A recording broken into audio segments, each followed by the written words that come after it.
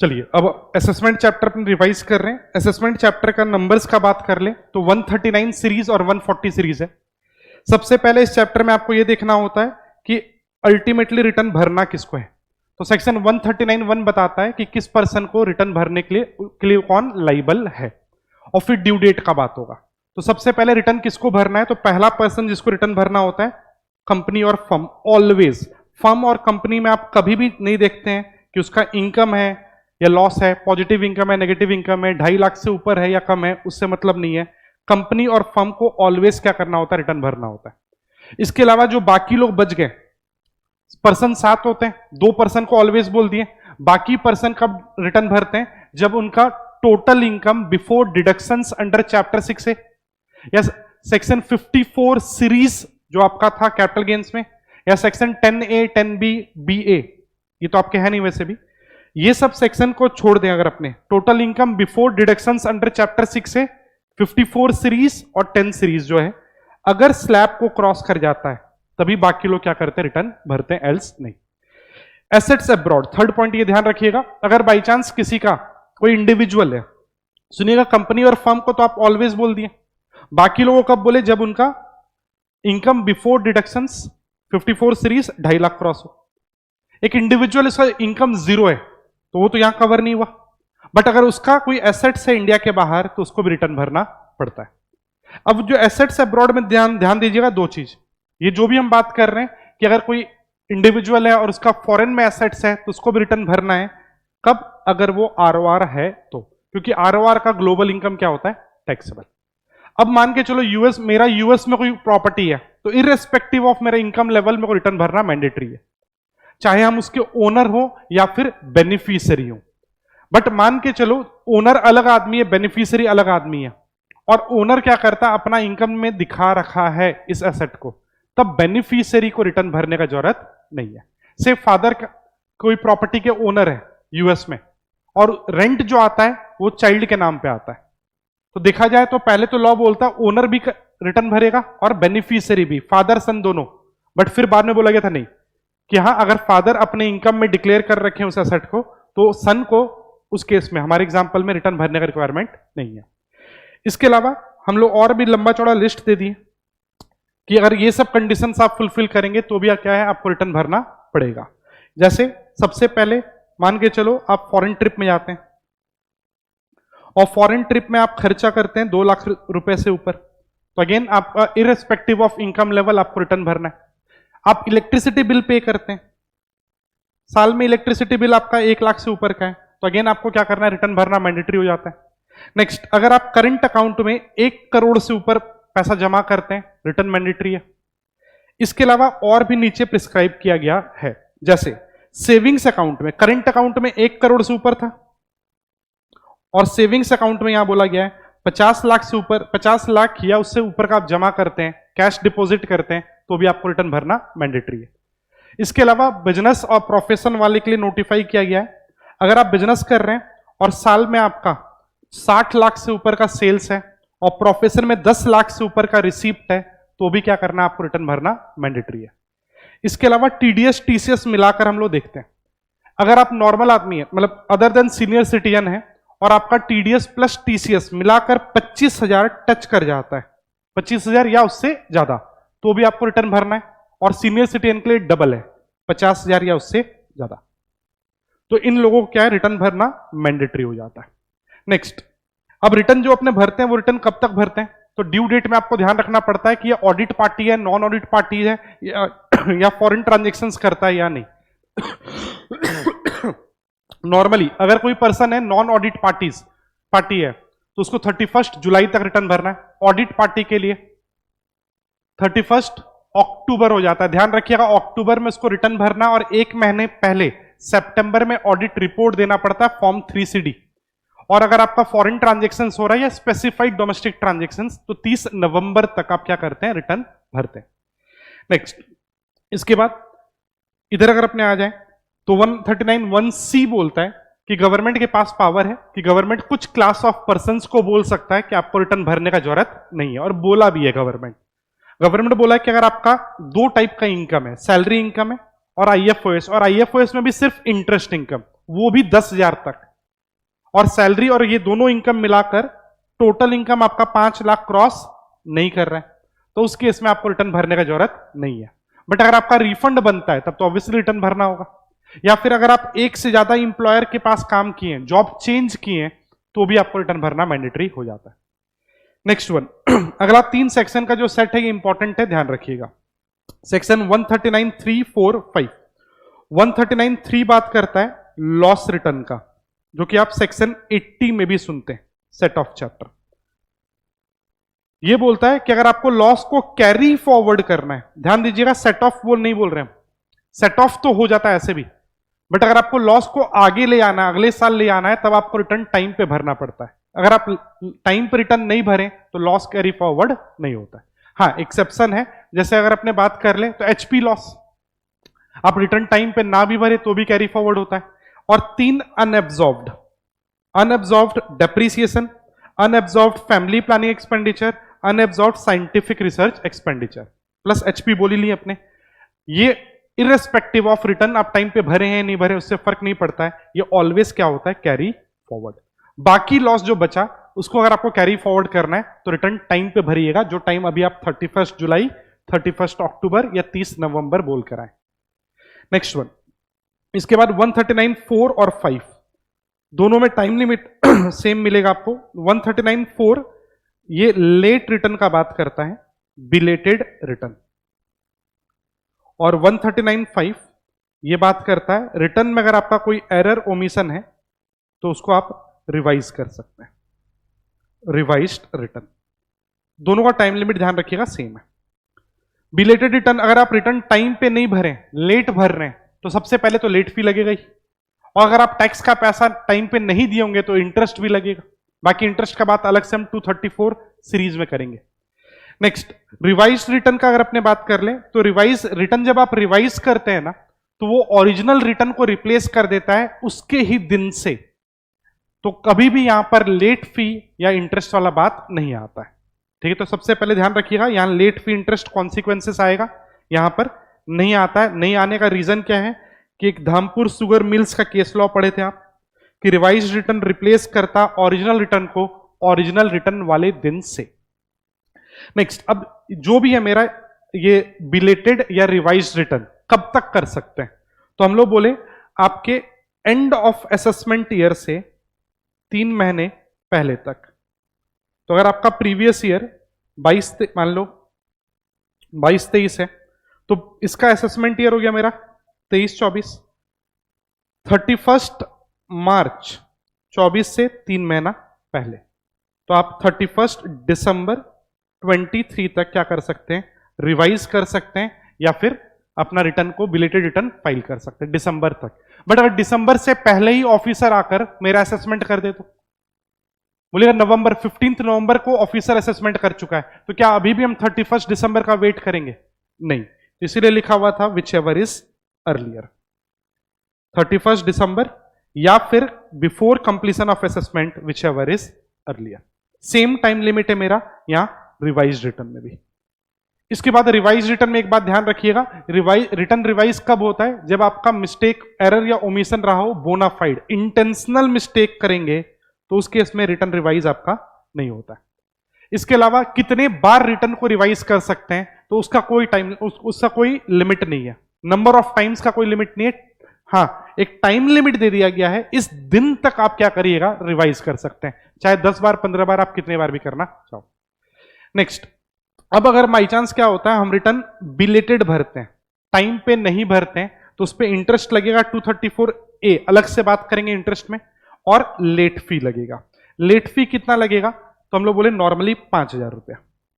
But अगर छोटा SSC है, छोटा एसएससी मतलब जिसका इनकम 5 लाख क्रॉस नहीं कर रहा, अप टू 5 लाख का इनकम है, तो उस पर 5,000 का लेट फी नहीं है, सिर्फ 1,000 का लेट फी। लेट रिटर्न भरने पे है, रिवाइज करने पे कुछ भी नहीं है। अब ये जो भी टाइम लिमिट है ना आपका 31 दिसंबर, या फिर जिस दिन ऑफिसर असेसमेंट कर दे विच एवर इज अर्लियर, ये टाइम लिमिट के बाद आप रिटर्न को रिवाइज या फिर बिलेटेड रिटर्न फाइल नहीं कर सकते। तो ये पहले प्रॉब्लम आ रहा था, तो अब इसका सॉल्यूशन लाया गया एक ITR U। आईटीआर यू क्या होता है? Updated return. हम लोग बोले कि अगर बाई चांस आपका ये जो टाइम लिमिट था 31 दिसंबर या विच ऑफिसर जो असेसमेंट किया विच एवर इज अर्लियर, उस टाइम लिमिट तक तो आप रिवाइज कर सकते थे, लेट रिटर्न भर सकते थे। बट अगर वो टाइम लिमिट क्रॉस हो गया है तब आपके पास पहले कोई रेमेडी नहीं होता था, अब रेमेडी होगा 139(8)(a) का updated return ITR you. But ITR you या अपडेटेड रिटर्न जो गवर्नमेंट लाया है ना, ये तभी फाइल कर पाएंगे जब इससे फायदा गवर्नमेंट को। अगर आपका रिफंड बनता है आप नहीं फाइल कर सकते, अगर आपका टैक्स लायबिलिटी रिड्यूस होता है आप फाइल नहीं कर पाएंगे। आपको ये कब फाइल करना है? जब गलती हुआ है, टाइम पर रिटर्न नहीं गया है, दिसंबर क्रॉस हो चुका है और इससे नेट में फायदा किसको? गवर्नमेंट को, तभी आप ये फाइल कर पाएंगे। अब ये कब तक फाइल कर सकते हैं? तो हम लोग बोले 24 महीने तक। 24 महीना दिसंबर से काउंट मत करिएगा। अब मान के चलो प्रीवियस ईयर 22-23, प्रीवियस ईयर 22-23 का नॉर्मली रिटर्न कब तक जाता है? तो अपने बोले 31 जुलाई या फिर 31 अक्टूबर ऑडिट वाले लोगों के लिए, या फिर 30 नवंबर 23। इस दिन तक आपको क्या करना है? नॉर्मली रिटर्न भर देना है। इस दिन तक नहीं भरे कोई बात नहीं, आप मैक्स टू मैक्स दिसंबर तक रिटर्न फाइल कर दीजिएगा। बट जैसे ही ये डेट क्रॉस हो गया अब आपका लॉस हो जाएगा, मतलब क्योंकि इसके बाद जो भी प्रोविजन है ना अपडेटेड रिटर्न का, ये गवर्नमेंट के फायदे के लिए लिखा हुआ है। अब आईटीआर यू अभी भी चाहो तो आप भर सकते हो दिसंबर के बाद। कब तक भर सकते हैं? तो यहां से 24 महीना नहीं बोलिएगा, हम लोग बोले इफेक्टिवली ये 24 नहीं 27 महीना, अगर आप समझे तो। क्यों? क्योंकि ये काउंटिंग होता है एंड ऑफ असेसमेंट ईयर से 31 मार्च 24, यहां से 24 महीने तक आप आईटीआर यू भर सकते हैं। बट ऑब्वियसली जब आप आईटीआर यू भर रहे हैं और ये डेट क्रॉस हो गया है तो आपसे हम कुछ एक्स्ट्रा पैसा लेंगे, इसको आप बोलते हो एडिशनल टैक्स 140B में। अभी सुना दे रहे, बाकी सेक्शन के साथ दिखा देंगे। अगर इस डेट से 24 महीना तक है, इस डेट से अगर आप 12 महीना तक रिटर्न भर दोगे तो एडिशनल फी कम या एडिशनल टैक्स कम लगेगा, और 12 से 24 महीने के बीच में भरोगे तो एडिशनल टैक्स क्या होगा? ज्यादा। ध्यान रखिएगा हम एडिशनल टैक्स वर्ड यूज कर रहे हैं, बाकी जो नॉर्मल टैक्स आपको नॉर्मल टैक्स देना है वो तो देना ही देना है, प्लस नहीं दिए हैं तो इंटरेस्ट जो लग रहा है आपको सेक्शन 234 ABC का वो लगेगा ही लगेगा, और अगर आप रिटर्न नहीं भरे हैं तो लेट फी लगेगा ही। ये तो नॉर्मली आपका लायबिलिटी है ही है, और आईटीआर यू भरना है तो उसके लिए आप पे क्या होगा? एडिशनल टैक्स का भी कुछ लायबिलिटी आएगा। क्लियर है? चलिए, बहुत इंपॉर्टेंट टॉपिक है, इस पे एक घंटे का यूट्यूब में भी क्लास वैसे डाला हुआ है। चलिए बात करते हैं वापस से 139(8)(a। ये बोलता है अपडेटेड रिटर्न। अपडेटेड रिटर्न कौन भर सकता है? तो हर पर्सन भर सकता है, ऐसा नहीं कि इंडिविजुअली, एवरी पर्सन, 7 पर्सन भर सकता है। और ऐसा भी नहीं कि रेसिडेंट ही, रेसिडेंट हो, नॉन रेसिडेंट हो, इंडिविजुअल हो, नॉन इंडिविजुअल हो, इन एनी केस आप आईटीआर यू भर सकते हैं 24 महीने के अंदर। 24 महीना कहां से? End of the assessment year से हम काउंट करते हैं 24 महीना। हाउएवर कुछ कुछ केसेस में हम आपको अलाउ नहीं करते हैं, और ये इंपॉर्टेंट है थ्योरी के लिए कि कब कब आपको आईटीआर यू भरना अलाउ नहीं करते हम लोग। सबसे पहला, अगर आप लॉस रिटर्न भरने जा रहे हैं, लॉस रिटर्न भरने से तो आपका फायदा होगा, आप कैरी फॉरवर्ड करेंगे, आप सेट ऑफ करेंगे फ्यूचर में, अलाउड ही नहीं है। पैरामीटर बहुत ही क्लियर है, ये आईटीआर यू तभी आप भर पाते हैं जब इससे फायदा, नेट फायदा किसको? गवर्नमेंट को। नेक्स्ट, अगर आप कुछ ऐसा रिटर्न रिवाइज कर रहे हैं जिससे आपका टैक्स गिर रहा है, अगेन इससे आपका फायदा है, अलाउड ही नहीं है। या फिर आप रिटर्न भरते हैं, पहले आप रिटर्न भरे थे जिसमें टैक्स लायबिलिटी था, अब आप रिवाइज करके रिफंड क्लेम करना चाहते हैं, नहीं मिलेगा। या पहले आप रिफंड क्लेम किए थे 10,000 का, अब रिवाइज करके उसको 1 लाख करना चाहते हैं, रिफंड इंक्रीज करना चाहते हैं, अगेन अभी भी आपको आईटीआर यू भरने अलाउ नहीं करेंगे। क्लियर है? नेक्स्ट वन, इसके बाद और भी कुछ सर्कमस्टांसेस था जब आपको आईटीआर यू अलाउड नहीं था। सबसे पहला, एक बार आप अपडेटेड रिटर्न भर चुके हैं जिस साल का, 1 साल के लिए एक ही बार रिटर्न को आप अपडेट कर सकते हैं। रिटर्न में गलती था, टाइम क्रॉस हो गया, आप अपडेट कर दिए, फिर आपको गलती रियलाइज हो रहा है, अब आप अपडेट नहीं कर सकते। नेक्स्ट, अगर आप जो मैटर पे रिटर्न को रिवाइज करना चाह रहे हैं वो मैटर ऑलरेडी पेंडिंग है, केस में डिस्प्यूट है, तो अगेन उसका इंपैक्ट यहां नहीं आता है। और नोटिफाइड पर्संस को जो सीबीडीटी और भी नोटिफाई कर सकता है उनको भी हम लोग बोलेंगे आप आईटीआरयू नहीं भर पाएंगे। नोटिफाइड कुछ है नहीं, बस पावर है। नेक्स्ट वन, अब मान के चलो बहुत बार क्या होता है ना कि अब 24 महीने तक हम रिटर्न को अपडेट कर सकते हैं। अब मान लो हम 2 साल पुराना रिटर्न अपडेट किए और उसके वजह से मेरा जो कैरी फॉरवर्ड होता है, मान के चलो अनएब्जॉर्ब्ड डेप्रिसिएशन वगैरह या जो भी लॉस वगैरह, चलो एक एग्जांपल, हम 2 साल पुराना रिटर्न पहले भरे थे और मेरा प्रीवियस ईयर 1920 का रिटर्न टाइम पे भरा हुआ था और इसमें हम लॉस क्लेम किए थे 1 लाख का,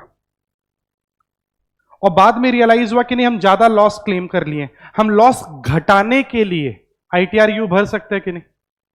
हाँ, लॉस घट रहा है ना, इससे गवर्नमेंट का फायदा, आपका नहीं। अब अगर हम लॉस 90,000 दिखाना चाहते हैं तो 10,000 का आप लॉस कम कर रहे हैं तो आप आईटीआरयू भर सकते हैं। बट सिर्फ इस साल का आईटीआरयू भरने से अब नहीं चलेगा। क्यों? क्योंकि आप पहले 1 लाख का भर दिए होंगे और 1 लाख अगले साल भी कैरी फॉरवर्ड हो गया होगा, तो इफेक्टिवली अब आप अगर इसको अपडेट कर रहे हैं 90,000 में तो इसको भी आपको क्या करना पड़ेगा? अपडेट करना होगा। अगर अपडेट करने के वजह से इंपैक्ट 2-3 साल पे पड़ रहा है तो आपको हर साल का डेटा को अकॉर्डिंगली क्या करना होगा? अपडेट। यहां पर था ये, क्लियर है? नेक्स्ट, डिफेक्टिव रिटर्न प्लेन्स है कि अगर आप रिटर्न वगैरह भरते हैं, पहले खासकर होता था ये कि अगर आप रिटर्न का कोई एनेक्सर्स वगैरह नहीं भरे, कोई कॉलम्स नहीं भरे, तो उसको हम लोग क्या बोलते थे? डिफेक्टिव। अब तो हर चीज ऑनलाइन है। नेक्स्ट, हाँ यहां एक चेंजेस भी है, ध्यान रखिएगा। 139A, पैन नंबर किसको लेना है और कब तक लेना है? सबसे पहले हम लोग बोले कि अगर किसी का भी इनकम, जिसको टैक्स देना है उसको पैन तो लेना ही होगा। तो अगर आपका इनकम स्लैब को क्रॉस कर जाता है, 2.5 लाख क्रॉस कर जाता है, तो आपको पैन अप्लाई कर देना है। कब तक कर देना है? मई तक, 31 मई ऑफ द असेसमेंट ईयर। इसके अलावा मान लो आपका इनकम 2.5 लाख क्रॉस नहीं होता है, बट आपके बिजनेस में सेल्स 5 लाख क्रॉस हो जाता है, तो भी आपको क्या करना है? पैन अप्लाई करना है 31 मार्च तक, यहां मई नहीं है, ध्यान रखिएगा। इसके अलावा अगर कोई कंपनी है और वो फाइनेंशियल ट्रांजेक्शन्स करता है मोर देन 2.5 लाख का, तो कंपनी को 31 मई तक पैन ले लेना है। और कंपनी को लेना है तो उसके एमडी वगैरह को भी, रेस्पेक्टिव पर्सन को भी सेम 31 मई तक क्या ले लेना है? पैन। पहले ये 4 ही था, ध्यान से सुनिएगा। किन किन लोगों को पैन अप्लाई करना है? तो हम लोग बोलते रहे 4 लोग। पहले नंबर 1, जिसका इनकम 2.5 लाख क्रॉस कर गया। नेक्स्ट, इनकम 2.5 लाख क्रॉस नहीं किया बट वो पर्सन 2.5 लाख से ऊपर का ट्रांजेक्शन किया है, फाइनेंशियल ट्रांजेक्शन, और अगर कंपनी किया है तो उसका एमडी, फर्म किया है तो उसका पार्टनर, उसको भी पैन लेना है। और नॉर्मली इन तीनों जगह जो 3 एग्जांपल हम बोले, यहां पर टाइम लिमिट क्या है? मई का। बट अगर आपका फोर्थ केस, एक इसको हम फोर्थ बोल रहे हैं, अगर आपका सेल्स या टर्नओवर 5 लाख क्रॉस कर जाता है तो भी आपको लेना होता है, और ये मार्च तक लेना होता है, 31 मार्च। इसके अलावा यहां अमेंडमेंट था और ये बोला कि अगर आप पैसा जमा करते हैं, कैश डिपॉजिट कर रहे हैं या कैश विड्रॉ कर रहे हैं 20 लाख या उससे ज्यादा का, तो भी आपको क्या करना होगा? अब पैन नंबर लेना होगा। या फिर आप CC account, cash credit account या करंट अकाउंट ओपन कर रहे हैं तो भी क्या करना है? आपको पैन अप्लाई करना है। कब तक करना है? तो यहां पर कोई 31 मार्च या 31 मई नहीं बोला गया है, यहां बोला गया है जिस दिन आपका 20 लाख मान लो डिपॉजिट क्रॉस हो गया तो 7 दिन के अंदर, विड्रॉल क्रॉस हो गया 7 दिन के अंदर, आपको करंट अकाउंट ओपन करना है तो अगेन 7 दिन। तो आपको 7 डेज के अंदर में क्या करना होता है? पैन लेना होता है। बस हाँ, यहां ध्यान दीजिएगा, डिपॉजिट और विड्रॉ अगर आप कर रहे हैं तो जिस दिन 20 लाख डिपॉजिट हो गया या विड्रॉ हो गया उसके 7 दिन के पहले, जब आपका एक्सपेक्टेड विड्रॉल है तो, या आप करंट अकाउंट ओपन कर रहे हैं तो अगेन जिस दिन ओपन कर रहे हैं उसके 7 दिन पहले आपके पास क्या होना चाहिए? पैन। और जब आप बैंक में आपका जिस दिन 20 लाख क्रॉस हो जाएगा, विड्रॉल या डिपॉजिट या आप करंट अकाउंट जिस दिन ओपन करवाएंगे तो बैंक वाले को भी आपको पैन का एक कॉपी पकड़ाना होगा। तो ये ध्यान रखिएगा, ये अमेंडमेंट था इस बार का। नेक्स्ट वन, अब पैन कहां कोट करेंगे, तो पैन आपका पहचान है इनकम टैक्स डिपार्टमेंट से, तो जब भी रिटर्न भरेंगे, जब भी डिपार्टमेंट आपको कुछ कम्युनिकेट करेगा, लेटर भेजेगा या आप लेटर का रिप्लाई करेंगे, हर जगह आपको पैन नंबर कोट करना होगा। इसके अलावा एक लंबा चौड़ा लिस्ट था जो सीबीडीटी इशू किया कि ये सब ट्रांजेक्शन्स, अगर आप मार्केट में ये सब ट्रांजेक्शन्स भी करते हैं तो भी आपको क्या करना होगा, पैन देना होगा। नॉर्मली 50,000 का, आप होटल रेस्टोरेंट वगैरह का या फिर इन जनरल हर जगह 50,000 ही है। 50,000 से ऊपर का अगर आप ट्रांजेक्शन करते हैं तो आपको होटल वाले को, रेस्टोरेंट वाले को या सिक्योरिटीज वाले को या बैंक में पैसा जमा करते हैं तो बैंक को अपना एक पैन का कॉपी देना होगा। बट हाँ, हमेशा 50,000 नहीं था। अनलिस्टेड सिक्योरिटीज वगैरह पे 1 लाख है। नॉर्मल गुड्स सर्विस शॉपिंग करने जाते हैं आप तो 2 लाख का लिमिट है। इमूवेबल प्रॉपर्टी लेते हैं तो 10 लाख का लिमिट है। ठीक है, ध्यान रखिएगा, यहां से आपको 4-5 एग्जांपल्स याद होना चाहिए।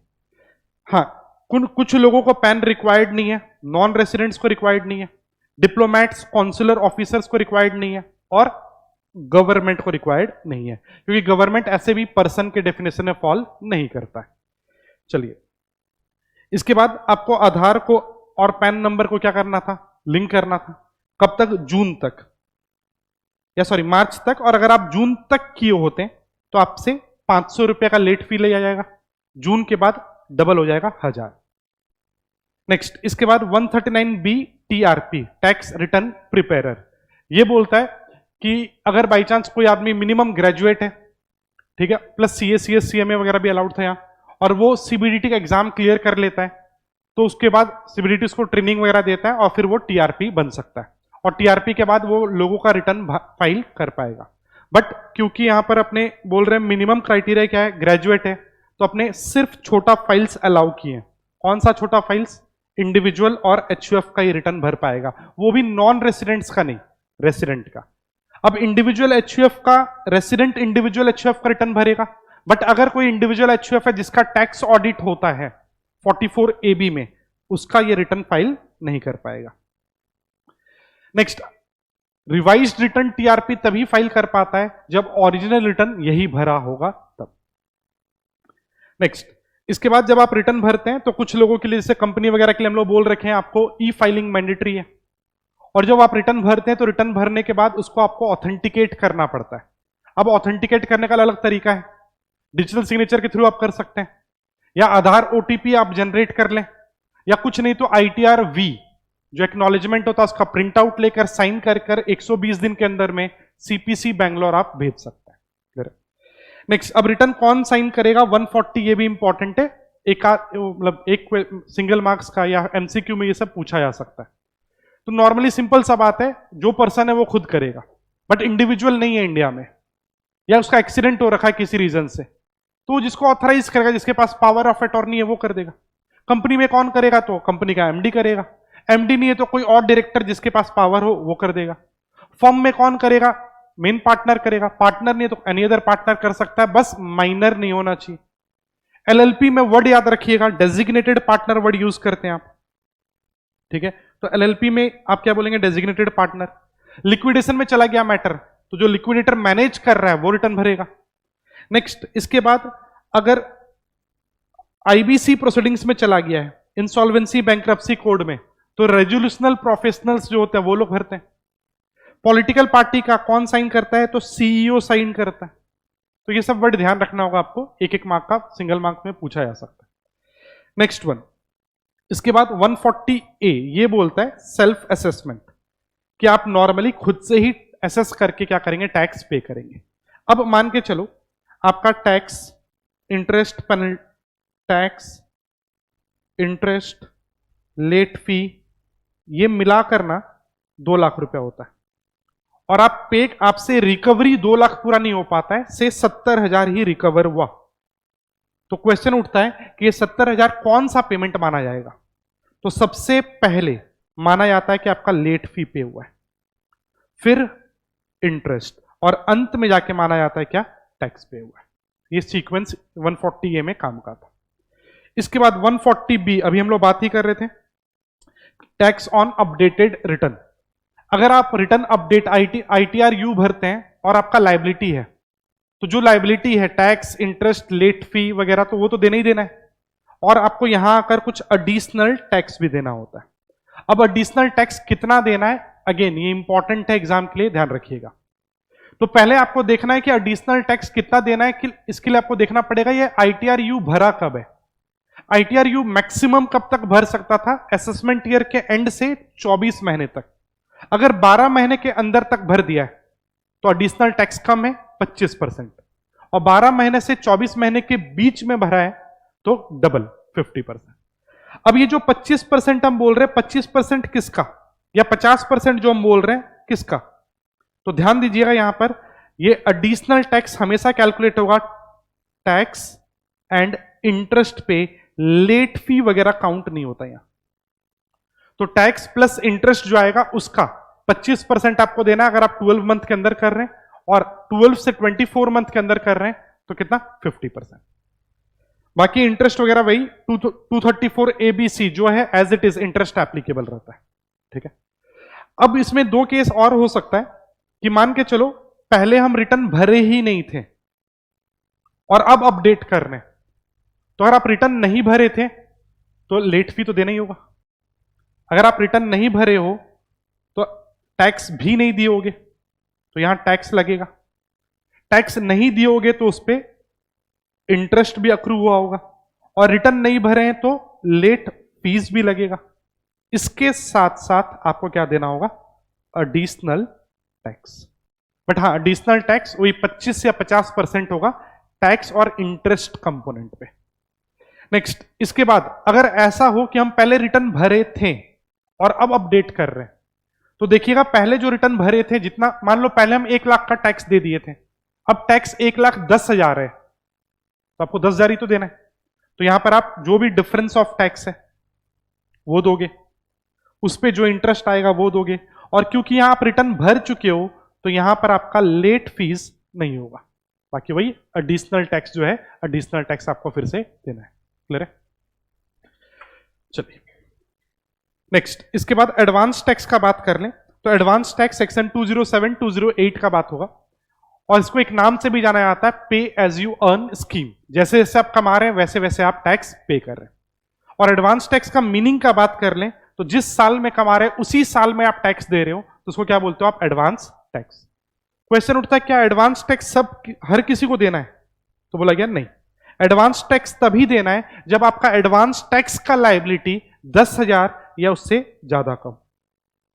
अब एडवांस टैक्स लायबिलिटी कैसे निकले, तो हम लोग बोलते हैं कि पूरे साल का इनकम आप एस्टिमेट कर लो कि आपका एस्टिमेटेड इनकम क्या होगा, और ये एस्टिमेट आपको ऑफिसर को बताने का जरूरत नहीं है।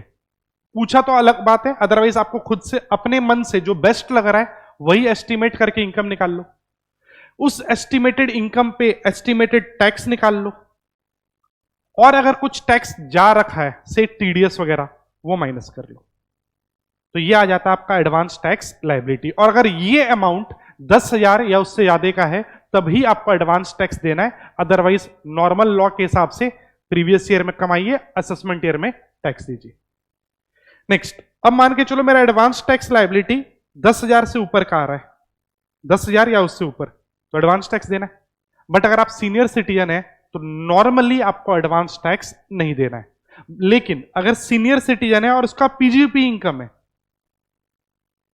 तो बिजनेस जब वो मेंटेन कर पा रहा है तो एडवांस टैक्स भी वो दे सकता है। तो सीनियर सिटीजन कब एडवांस टैक्स नहीं देता है, जब उसका नॉन PGP इनकम हो तब एडवांस टैक्स नहीं देगा, PGP इनकम होगा तो एडवांस टैक्स देना पड़ेगा। एडवांस टैक्स कब देंगे, तो साल में 4 बार देंगे, हर क्वार्टर के आखिरी महीने के 15 तारीख को। तो पहला क्वार्टर अप्रैल से जून, 15 जून, 15 सितंबर, 15 दिसंबर और 15 मार्च। वैसे 15 मार्च को पैसा ना देकर आप 31 मार्च तक भी देते हैं ना, तो हम लोग मान लेते हैं कि वो 15 मार्च को ही आया है। अब ये जो आप टैक्स एस्टिमेटेड टैक्स निकाले जिसपे एडवांस टैक्स निकला, ये तो साल भर का है, इसका 15% तक आपको पहले इंस्टॉलमेंट में दे देना है, 45% तक आपको सेकेंड इंस्टॉलमेंट में दे देना है। तो अगर आप पहला इंस्टॉलमेंट में 15 दे दिए थे तो और 45 नहीं देना है, और 30 देना है। थर्ड इंस्टॉलमेंट तक 75% आ जाना चाहिए, और चौथे इंस्टॉलमेंट तक 100% तक आ जाना चाहिए। नेक्स्ट, वैसे अगर आप प्रिजम्पटिव स्कीम वाले हैं 44 AD और ADA, प्रिजम्पटिव स्कीम बिजनेस वाला 44 AD और प्रोफेशन वाला 44 ADA, तो आपको साल में 4 बार एडवांस टैक्स नहीं देना है, सिर्फ आखिरी इंस्टॉलमेंट 15 मार्च तक दे देना।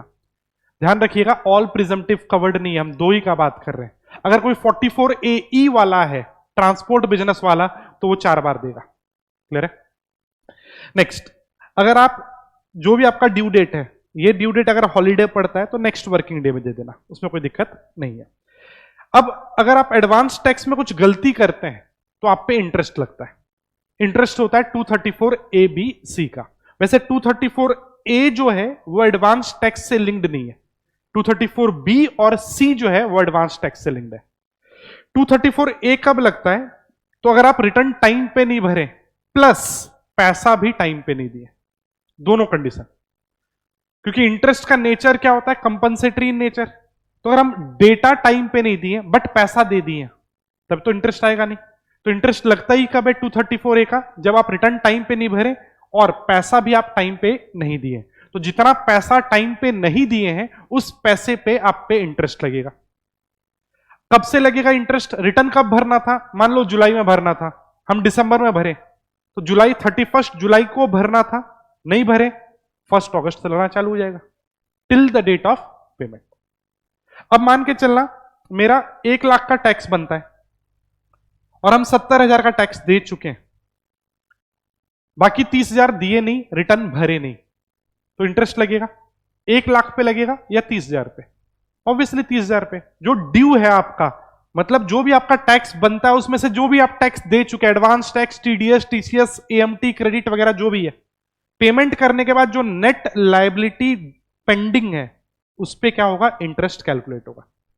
रेट क्या होगा? 1% पर मंथ और पार्ट ऑफ द मंथ। 1 महीना 1 दिन को 2 महीना काउंट करिएगा, क्योंकि यहां पर मंथ और क्या बोला हुआ है? Part of the month. कब से कब तक ये याद ही नहीं करना चाहिए। 234A का इंटरेस्ट लग ही क्यों रहा है? क्योंकि रिटर्न टाइम पे नहीं भरे, तो जब नहीं भरे अगले दिन से इंटरेस्ट। कब तक? जब तक ना भर दो। ठीक है? तो अगर नॉन ऑडिट पार्टी है, 31 जुलाई को भरना था, नहीं भरा, 1 अगस्त से till the date of filing उस पे 1% पर मंथ का क्या लगेगा? इंटरेस्ट। अब 234B और C का अगर हम बात कर लें तो B और C जो है ना, ये एडवांस टैक्स से लिंक्ड है। अब एडवांस टैक्स को लेकर आप 2 गलती कर सकते हैं। एक तो पहले तो पूरा एडवांस टैक्स एस्टिमेशन पे बेस्ड है, तो ऐसा जरूरी नहीं कि हम जो एस्टिमेट करें और जो एक्चुअल फिगर है वो सेम हो, थोड़ा बहुत गैप हो सकता है। तो गवर्नमेंट आपको 10% का मार्जिन देता है। गवर्नमेंट बोलता है ठीक है, हम ये नहीं बोल रहे कि आप एग्जैक्ट टैक्स पे करो, बट जो भी आपका एक्चुअल टैक्स निकला ईयर एंड में, एक्चुअल, कम से कम उसका 90% तो आपको दे देना चाहिए था एज एडवांस टैक्स। अगर आप 90% दे दिए तो हम आप पे 234B का इंटरेस्ट नहीं लेंगे। बट मान के चलो हम पहला इंस्टॉलमेंट नहीं दिए, दूसरा इंस्टॉलमेंट नहीं दिए, तीसरा इंस्टॉलमेंट नहीं दिए, चौथे इंस्टॉलमेंट में 90% दे रहे थे, तो बोलिएगा गलती तो हम किए इंस्टॉलमेंट का, बट 90 दे दिए तो क्या इंटरेस्ट छोड़ देंगे? तो इसलिए 2 इंटरेस्ट यहां पता था। एक, अगर आप साल भर का गलती किए, 90% से कम का पेमेंट किए तो 234B का इंटरेस्ट लगता है, और अगर आप इंस्टॉलमेंट में गलती किए तो 234C का इंटरेस्ट लगता है। मान के चलो मेरा एडवांस टैक्स पूरा 100% पेड है, बट 100% हम पैसा दिए 15 मार्च को, तो क्या मेरा गलती नहीं है? गलती है। क्यों? क्योंकि हम इंस्टॉलमेंट मिस किए। तो ध्यान रखिएगा, एडवांस टैक्स से 2 टाइप का इंटरेस्ट निकलता है, 234B का और 234C का। एडवांस टैक्स इंस्टॉलमेंट में मिस्टेक है, फर्स्ट इंस्टॉलमेंट में आपको 15% देना था, हम 5% दिए, मिस्टेक है, तो 234C। इन टोटल मिस्टेक है मेरा, 90% से कम दिए तो 234B। क्लियर है? बाकी इंटरेस्ट का रेट वही होता है नॉर्मली 1%, बट एक पॉइंट यहां पर ध्यान देने वाला और होता है, सुनिएगा। मान के चलना मेरे को एडवांस टैक्स, चलिए मेरा एक्चुअल लायबिलिटी ना, एक्चुअल टैक्स लायबिलिटी है 1 लाख का, हम 15 जून या 4 इंस्टॉलमेंट हम एडवांस टैक्स दिए 4 इंस्टॉलमेंट्स में, एडवांस टैक्स दिए हम 70,000 का। बोलिएगा मेरे पे कौन सा इंटरेस्ट अट्रैक्ट होगा? मेरा एक्चुअल लायबिलिटी 1 लाख है और हम 4 इंस्टॉलमेंट दिए हैं, मिलाकर 70,000, दोनों लग जाएगा। आप समझिए 90% से कम है तो 234B तो लगेगा ही लगेगा। और इंस्टॉलमेंट भी तो गलती की होंगे आप, चौथे इंस्टॉलमेंट तक जाते जाते आप पे कितना हो जाना चाहिए था? 100%। ऑब्वियसली 100 नहीं दिए तो आप पे 234C भी अट्रैक्ट होगा। सेकेंड केस, एक्चुअल लायबिलिटी मेरा 1 लाख है, एडवांस टैक्स पेड है 95,000, तो बी लगेगा क्या? नहीं, सी लगेगा। बट हाँ, अगर आप 15 मार्च के बदले 31 मार्च को दे देंगे ना तो सी नहीं लगेगा, क्योंकि हम लोग 15 मार्च, अगर आप 31 मार्च को पैसा देते हैं तो मान लेते हैं क्या 15 मार्च को दिया। क्लियर है? चलिए, अब ये जो 234B का इंटरेस्ट है 1% पर मंथ और पार्ट ऑफ द मंथ है। क्वेश्चन उठता है कि कब से, पीरियड आपको याद ही नहीं करना चाहिए। बोलिए 234B का इंटरेस्ट लगता ही कब है? जब आप एक्चुअल का 90% से कम एडवांस टैक्स दिए। पहले तो एडवांस टैक्स देना कब तक था? 15 मार्च। वैसे 15 मार्च ना देके 31 मार्च तक दें तो भी चलता है। अब अगर आप 31 मार्च तक नहीं दिए तब मिस्टेक है, तो 1 अप्रैल से लगना चालू हो जाएगा। तो 234B का इंटरेस्ट कब से लगता है? 1 अप्रैल से। कब तक? Till the date of payment. Rate वही है 1% पर मंथ और पार्ट ऑफ द मंथ। किस पे कैलकुलेट होगा? जो अमाउंट ड्यू है। लाइबिलिटी था आपका 1 लाख का, उसमें से एडवांस टैक्स माइनस कर दो, टीडीएस माइनस कर दो, जो पेमेंट कर चुके हो माइनस कर दो, जो नेट ड्यू पेंडिंग अमाउंट है उस पे 1% इंटरेस्ट लगेगा। नेक्स्ट, अगर हम सब कुछ सही किए, मान के चलो 1 लाख का था, नेक्स्ट केस, मेरा एक्चुअल टैक्स आ रहा है 1 लाख, एडवांस टैक्स पे कर दिए 1 लाख। जल्दी से बोलिएगा सबसे पहले 234B नहीं लगेगा, 90% कम से कम देना था, हम तो 100% दिए। 234C लग सकता है या नहीं? लग सकता है, क्योंकि 234C तो इन एग्रीगेट देखता ही नहीं है। टोटल कौन देखता है? 234B। सी तो इंस्टॉलमेंट देखता है। अब अगर हम यही बोल दें कि पहला इंस्टॉलमेंट हम कुछ नहीं दिए, दूसरा नहीं दिए, तीसरा में 10,000 दिए और चौथा में 90,000 दिए, तो मानते हैं मेरा 1 लाख का टैक्स पेड है, बट क्या एडवांस टैक्स करेक्टली पेड है? नहीं, इंस्टॉलमेंट में गलती है, तो क्या लगेगा? 234C। बोलिएगा कैसे लगेगा? इस दिन आपको कितना देना था? 15,000, 15% तो 15,000 देना था, आप नहीं दिए तो उस पर 1% इंटरेस्ट लगेगा। और अब मेन चीज है यहां पर 3 महीने का, एक भी इंस्टॉलमेंट मिस करते हैं तो अगला इंस्टॉलमेंट 3 महीने बाद है। यहां बोलिएगा कितना देना था? 45 नहीं दिए, 1% 3 महीने का। यहां बोलिएगा कितना देना था? 75, हम दिए 10,000, मतलब 65 का मिस्टेक है, 1% 3 महीने का। इधर 10,000 नहीं ना, 10,000 यहां दे चुके हैं और 90 यहां दे रहे हैं, तो कुछ तो लाइबिलिटी बचे ही नहीं, नहीं लगेगा। अगर बाई चांस ऐसा होता, ये 1.2 लाख होता और हम देते हैं ये, बोलिएगा 1,20,000 का है, 10 और हम कितना 1 लाख दे रखे हैं, तो 20,000 का इंटरेस्ट लगेगा 20,000 पे 1%। बट ये वाला कितना लगता है? 1 महीने का। ये ध्यान है ना, तो ये इंपॉर्टेंट कैलकुलेशन है, ध्यान रखिएगा। ये रहा, यहां पे चार्ट भी बना हुआ था। आखिरी वाला कितने दिन के लिए लगता है? 1 महीने का। क्लियर है? इसके बाद एक और बात, पहला इंस्टॉलमेंट आपको 15% देना है, दूसरा इंस्टॉलमेंट 45 देना है, तीसरा 75 और चौथा 100%। लेकिन अगर आप कंपनी है तो पहला 2 इंस्टॉलमेंट में हम आपको रिलैक्सेशन देते हैं। 15 के बदले अगर आप 12 भी दिए तो भी चलता है, और 45 के बदले 36 दिए तो भी चलता है, ध्यान रखिएगा। इसके अलावा यहां से एक थ्योरी क्वेश्चन बनता है, इंपॉर्टेंट फॉर थ्योरी है ये। Proviso to section 234C।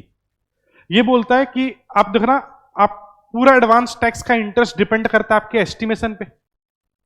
हाँ, गवर्नमेंट आपको 10% का मार्जिन छोड़ा है 234B में, बट कुछ इनकम ऐसा होता है जिसको प्रैक्टिकली एस्टिमेट करना पॉसिबल ही नहीं है, जैसे कैजुअल इनकम। बोलिए लॉटरी लगना पॉसिबल है क्या? नहीं। कैपिटल गेन्स, डिविडेंड कंपनी कितना देगा मेरे को थोड़ी पता है। फर्स्ट ईयर ऑफ बिजनेस है मेरा, तो बिजनेस में कितना कमाएंगे पॉसिबल ही नहीं है पता करना। तो ये 4 केसेस में ना प्रैक्टिकली क्या होता है, मेरे को एस्टिमेट हम नहीं कर पाते। कौन कौन सा केस है? Casual income, capital gains, dividend, और पहला साल है बिजनेस का। बिजनेस का ट्रेंड होगा, पास्ट रिकॉर्ड होगा, तब हम जज कर पाएंगे। फर्स्ट ईयर में आप कुछ एस्टिमेट ही नहीं कर सकते।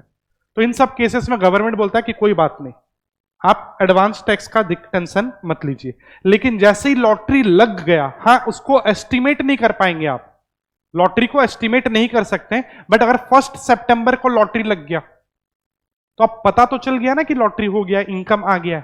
अब तो आगे वाले इंस्टॉलमेंट्स में दे देना। हम रिपीट करें, मेरा कोई इनकम नहीं है, कोई इनकम नहीं है, एडवांस टैक्स देना ही नहीं है। 1 करोड़ का लॉटरी लग जाता है 1 सितंबर को, बोलिएगा 15 जून को हम एडवांस टैक्स दिए होंगे क्या? नहीं, उस दिन एस्टिमेट ही, मतलब पता ही नहीं था इनकम होगा। बट अब 15 सितंबर को, जिस दिन आप सेकेंड ड्यू डेट है, उस दिन तो आपका लॉटरी लग चुका है, तो उसका आपको 45% तो देना ही पड़ेगा। मतलब एक बार एज एंड वन ये इनकम अराइज हो जाता है, उसके बाद इन फ्यूचर इंस्टॉलमेंट्स आपको पे कर देना है, नहीं तो इंटरेस्ट तो लगेगा ही। चलिए, तो ये थ्योरी क्वेश्चन यहां से बन सकता है, ध्यान रखिएगा।